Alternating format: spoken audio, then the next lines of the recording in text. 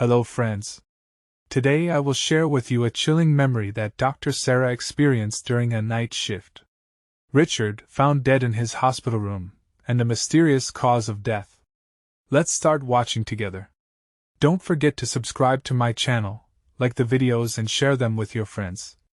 Enjoy watching.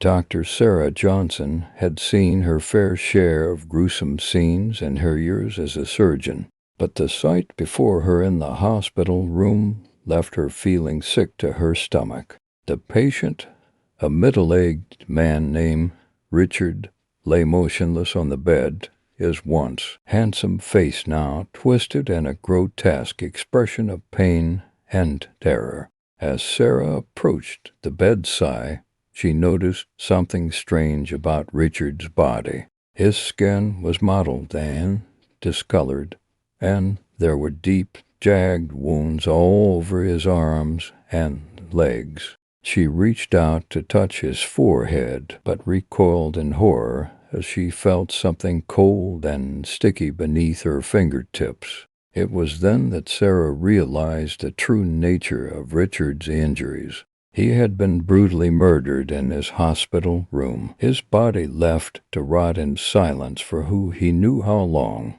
The police were called, and a full investigation was launched. The hospital staff were questioned, but none of them seemed to have any knowledge of what had happened to Richard. It was as if he had simply vanished into thin air, leaving behind nothing but a trail of blood and gore. As the days passed, Sarah couldn't shake the feeling that she was being watched. She began to see shadows moving in the corners of her vision, and she heard strange noises coming from the empty halls at night. She tried to convince herself that it was all just a figment of her imagination, but deep down, she knew that something sinister was lurking in the hospital's darkest corners.